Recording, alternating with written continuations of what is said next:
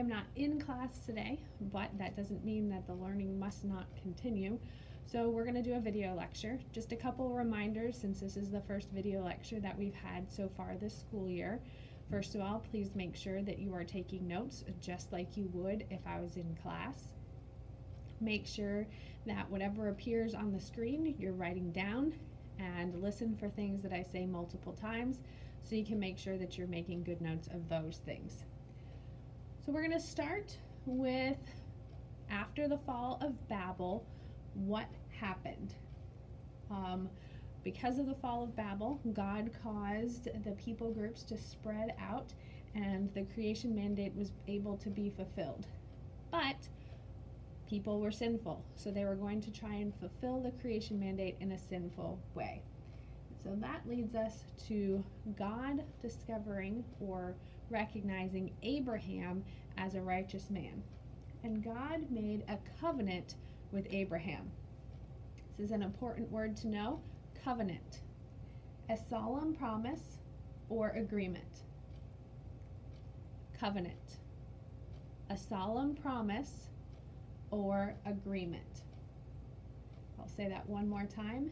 A covenant is a solemn promise or agreement. And God made his first covenant in the Old Testament with Abraham. And Abraham grew up in Mesopotamia. Abraham grew up in Mesopotamia. Abraham was originally from Mesopotamia. This goes back to Sumer, which was the civilization that we talked about or reviewed last week.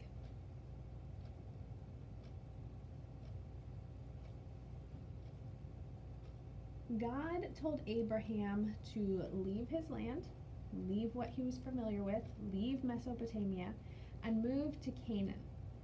Now, we talked about last week that Canaan was the land of Ham's cursed son.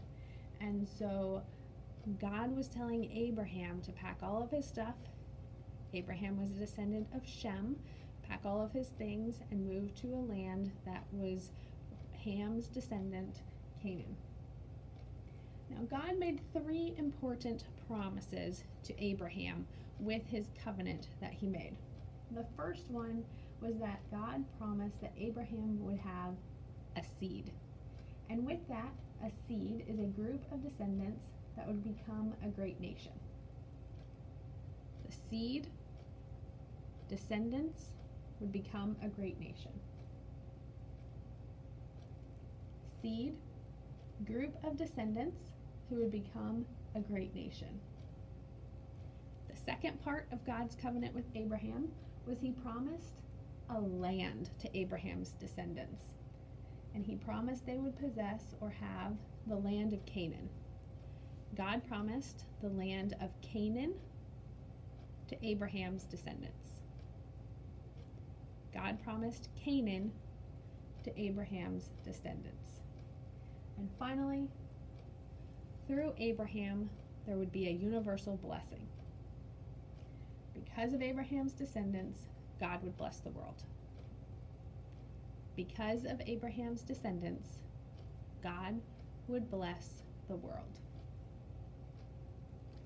The Abrahamic covenant shows us God's plan to redeem and bless humans. The Abrahamic covenant shows God's plan to redeem and bless humans. God's plan to redeem and bless humans is shown with God's covenant with Abraham. There were some early fulfillments with the covenant that God promised to Abraham. The first one that we see is the birth of Isaac. And obviously Abraham had to wait a long time before Isaac was born, but first portion of this covenant was that there needed to be a seed, there needed to be descendants. So Isaac is the first fulfillment of that part of the promise. Next, we have Jacob, and Jacob had 12 sons. The next portion of this fulfillment was Jacob. and Jacob had 12 sons. Jacob had how many sons? It's right there on the board, 12. Now, Isaac was not Abraham's only descendant. He also had the son Ishmael, and that was not part of God's promise, but God still continued to bless Ishmael, even though he wasn't the promised son that God had set aside. So moving on, the next covenant that God created was with Moses, and so that's the Mosaic covenant. So we're going to do a little quick history here. So Jacob and his 12 sons and their families moved down to Egypt. They lived in Egypt for approximately 400 years, and while they were there, during that period of 400 years, they were turned into slaves. So if we picture how long it has been, how long 400 years is, we're in 2019.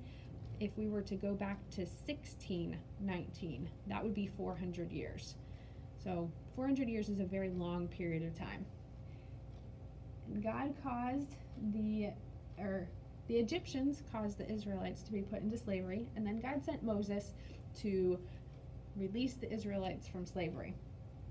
So through Moses, Israel left Egypt miraculously, and when they got to Mount Sinai, God made a new covenant, or basically he renewed his covenant with the people of Israel. And this is called the Mosaic covenant. This is often called the Mosaic covenant. The central feature here is that the 10 Commandments were given as part of the Mosaic covenant. And also, the Israelites were to worship only one God. These two things, the Mosaic covenant centering on the 10 Commandments and only worshiping one God, are important things to remember that go with the Mosaic covenant. The 10 Commandments and worshiping only one God are important features of the Mosaic covenant. There's one big difference between the Mosaic covenant and the Abrahamic covenant, and that is the Mosaic covenant is conditional. The Abrahamic covenant was unconditional. God promised Abraham that he would bless him, that he would have a land to live in, and that he would have descendants, but Abraham didn't have to do anything except for have faith and obey God. But with the Mosaic covenant, the Israelites had to obey God. They were to worship the only God, and they were supposed to follow the 10 Commandments. So these two features are what makes the Mosaic covenant conditional. Now we're going to move on to our next slide, because did the Israelites obey the Mosaic covenant? The answer is no, they did not. So there was a rise and fall of Israel's kingdom, and the Israelites struggled to survive until King David came on the scene. We have the period of the book of Judges where there were different people that God rose up to lead the Israelites for a period of time, and while they were following the judge, things would go well. They would obey God, they would follow what they were supposed to do, and then the judge would die and they would go back into worshiping idols and they would get punished, and it was just a cycle that continued on and on and on. And so Israel struggled to survive until David came on the scene. So David's legacy is that he was Israel's greatest king. And God renewed his covenant with Israel through David. And the significant promise with this covenant is that David's descendants would rule forever. So God promised David that his descendants would rule forever. God promised David that his descendants would rule over Israel forever. Ultimately, this is important because the Messiah was going to come from David's family. Jesus is a direct descendant from King David of Israel. So this covenant is important to you and to me because Jesus. Simple as that. Now, the Davidic covenant did not solve all of Israel's problems. After King Solomon was the ruler of Israel, the kingdom divided into two separate kingdoms, and Israel ended up declining and falling. They went into captivity to the Babylonians and to the Assyrians, and then they got to come back to their land, but they were also in captivity to the Greeks and to the Romans. So after this time, Israel declined and kind of fell away. Eventually, a new and hopeful future was prophesied. And so this brings us to our fourth covenant. And that covenant is the new covenant.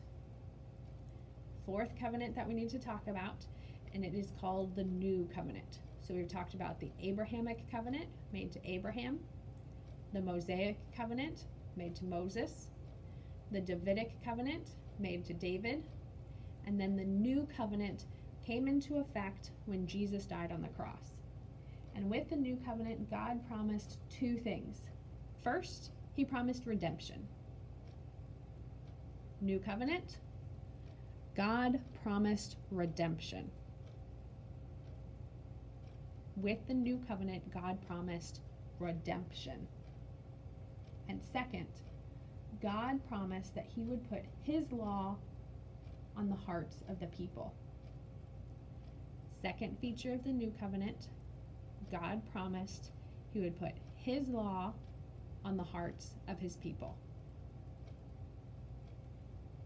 With the new covenant, God promised he would put his laws on the hearts of the people. Through all of history, ultimately, everything is going to happen according to God's plan, and we call that divine sovereignty. Divine sovereignty. Ultimately, everything happens according to God's plan. Divine sovereignty. Ultimately, everything happens according to God's plan. All right, for the quiz, you are going to need to know the main features of each of these four covenants. So, the video will be posted online. It'll be on YouTube, and I'll include a link on RenWeb if you need to go back and watch any portion of this video. And also, you're going to be doing a workbook page, which is going to help you remember the main features of each of these four covenants: the Abrahamic covenant, the Mosaic covenant, the Davidic covenant, and the new covenant.